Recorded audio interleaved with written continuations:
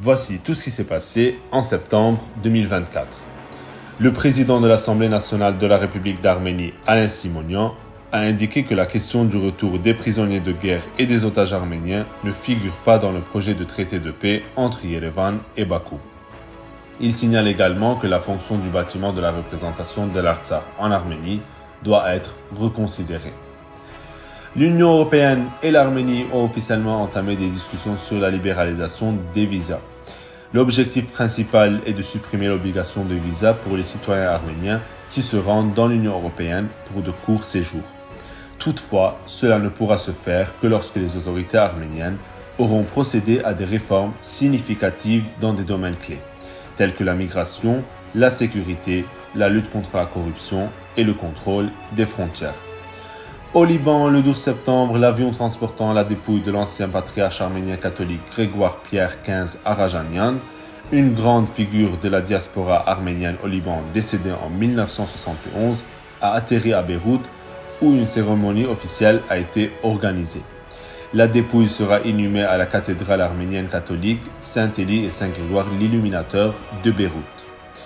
Astrid Panossian est nommée ministre du Travail par le Premier ministre Michel Barnier.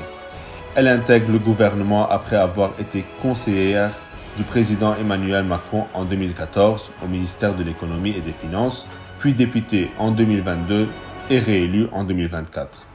La France compte désormais 3 ministres d'origine arménienne, avec la nomination de Guillaume Kasparian en tant que ministre de la fonction publique, de la simplification et de la transformation de l'action publique, et Antoine Armand, ministre de l'Économie et des Finances et de la souveraineté industrielle et numérique. Le premier ministre arménien Nikol Pachinian a rencontré Recep Tayyip Erdogan à New York en marge de la 79e session de l'Assemblée générale des Nations unies.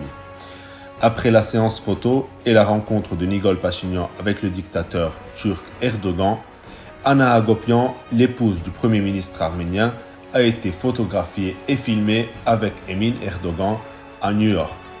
À noter qu'Emin Erdogan avait conseillé de ne pas rendre les prisonniers arméniens retenus dans les prisons de Bakou et de faire du chantage à l'Arménie pour obtenir encore de nouvelles concessions.